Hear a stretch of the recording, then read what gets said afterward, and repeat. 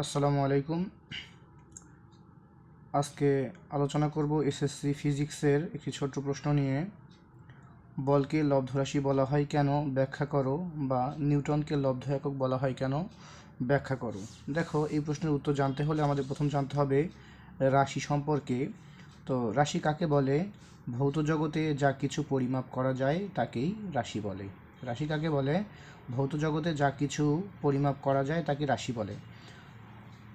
আমরা বলতে পারি তোমার পড়ার টেবিলের উচ্চতা কত, বা তোমার পড়ার টেবিলের দৈর্ঘ্য প্রস্থ কত, তোমার ভর কত, আমি কত সময় ক্লাস নিব সে সময়ের পরিমাপ থেকে শুরু করে তুমি একটা গাড়ি কত কিলোমিটারে চলতেছে, কত কিলোমিটার পার আওয়ার বেগে চলতেছে তা মাপতে পারো। এটা একটা রাশি। তো এই রাশি গঠনের উপর ভিত্তি করে রাশিকে দুই ভাগে ভাগ করা হয়। একটা হচ্ছে মৌলিক রাশি,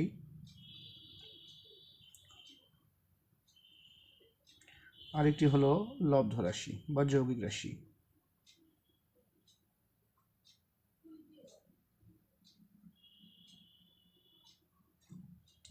তো মৌলিক রাশি কাকে বলে?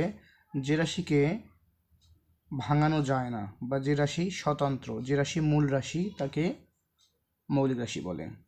লব্ধ বা যৌগিক রাশি কাকে বলে? যে রাশিকে ভাঙলে একাধিক মৌলিক রাশি পাওয়া যায় তাকে লব্ধ রাশি বলে বা যৌগিক রাশি বলে।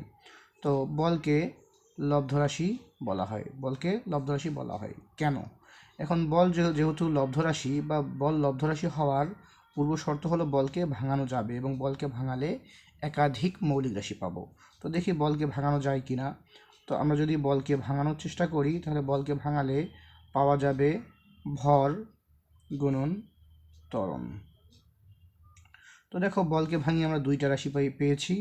দুইটা রাশির মধ্যে ভর হলো মৌলিক রাশি এবং ত্বরণ হলো লব্ধ রাশি। তো যেহেতু ভর মৌলিক রাশি, ভরকে আর ভাঙানো যাবে না।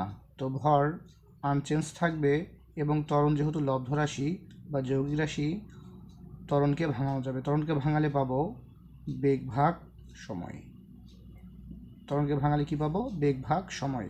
তো দেখো, এখন এই ত্বরণকে ভাঙিয়ে পেলাম আবার দুইটা রাশি, অর্থাৎ ত্বরণ একটি লব্ধ রাশি। তো ত্বরণকে ভাঙিয়ে যে দুইটি রাশি পেয়েছি, বেগ ভাগ সময়, দেখো সময় একটি মৌলিক রাশি, আবার বেগ লব্ধ রাশি, অর্থাৎ বেগকে আবার ভাঙানো যাবে। তো দেখো, ভর যেহেতু মৌলিক রাশি, ভর আনচেঞ্জ থাকবে, সময় মৌলিক রাশি, সময়ও আনচেঞ্জ থাকবে,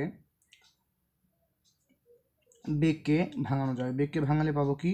সরণ ভাগ সময়। সরণ ভাগ সময়। তো দেখো, ভর আনচেঞ্জ থাকলো, আর দেখো উপরে একটা ভগ্নাংশ, নিচে আরেকটা ভগ্নাংশ। তো এটা হচ্ছে, এই ভাগ চিহ্নটাকে আমরা তুলে গুণ করব।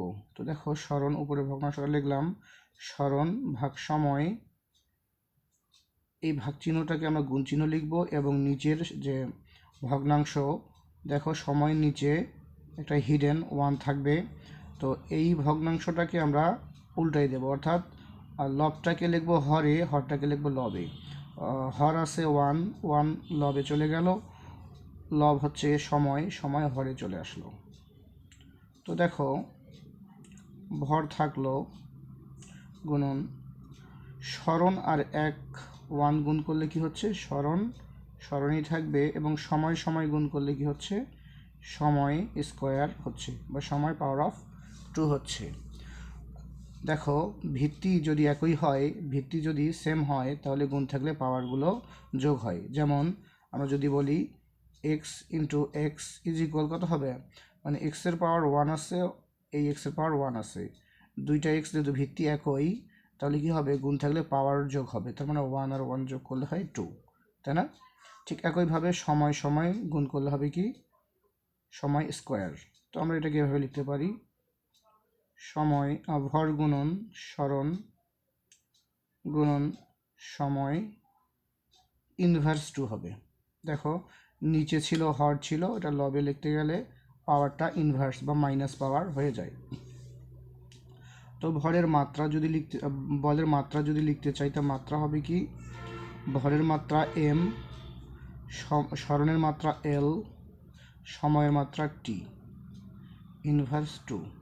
তোমরা প্রশ্ন করতে পারো যে মাত্রাগুলোকে সবগুলো বড় হাতের অক্ষরে লিখলাম কেন বা ক্যাপিটাল লেটারে লিখলাম কেন? আসলে মাত্রা লেখার যে নিয়ম, তো সেই নিয়মে হচ্ছে কখনো আমরা মাত্রা ছোট হাতের অক্ষরে বা স্মল লেটারে লিখতে পারবো না।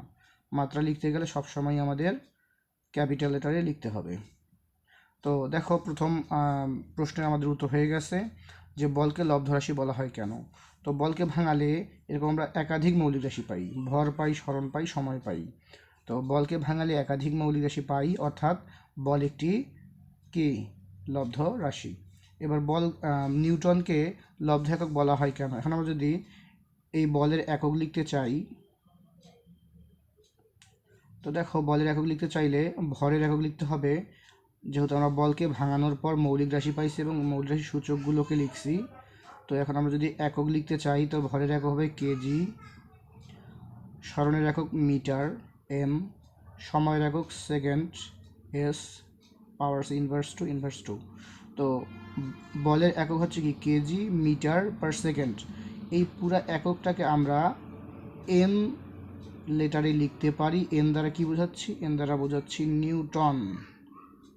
এখন মজার বিষয় দেখো, এই এন মানে নিউটন, এটা এসেছে বিজ্ঞানী নিউটন, স্যার আইজ্যাক নিউটনের নাম অনুসারে, যার কারণে আমরা ক্যাপিটাল লেটারে এন লিখলাম। মজার বিষয় দেখো, এককগুলো কখনোই ক্যাপিটাল লেটারে হবে না, অর্থাৎ এককগুলো কখনোই বড় হাতের অক্ষরে হবে না। শুধুমাত্র বিজ্ঞানীদের নাম অনুসারে যে এককগুলো এসেছে সেগুলোকে আমরা ক্যাপিটাল লেটারে বা বড় হাতের অক্ষরে লিখব। তো যেহেতু নিউটন, বলের একক নিউটন, নিউটন এসেছে স্যার আইজ্যাক নিউটনের নাম অনুসারে, তাই আমরা এই নিউটন বা এনটাকে বড় হাতের অক্ষরে লিখব। তো নিউটনকে লব্ধ একক বলা হয় কেন? নিউটনকে ভাঙালে আমরা কি কি পাবো? KG metre per second square, তাই না? KG metre per second square পাবো, অর্থাৎ এই নিউটনকে ভাঙানো যায় এবং ভাঙালে একাধিক মৌলিক একক পাওয়া যায়। তো এই কারণে নিউটনকে আমরা লব্ধ একক বলবো বা যৌগিক একক বলবো। তো এরকম আরও ছোট ছোট প্রশ্ন এবং উত্তর জানতে তোমরা আমার সোহাগ সায়েন্স একাডেমি পেজটাতে লাইক, কমেন্ট এবং শেয়ার করবে ইনশাল্লাহ। এবং কারো কোনো সাবজেক্টে কোনো প্রবলেম থাকলে তোমরা চেষ্টা করবে আমাকে নক করার। আমি যথাসাধ্য চেষ্টা করব তোমাদের প্রশ্নগুলোর উত্তর দেওয়ার। এবং ম্যাথ, ফিজিক্স, তার সাথে কেমিস্ট্রি, ইনশাল্লাহ আমি চেষ্টা করব তোমাদের সহজ করে শেখানোর। তো আজকে এই পর্যন্তই। আল্লাহ হাফেজ।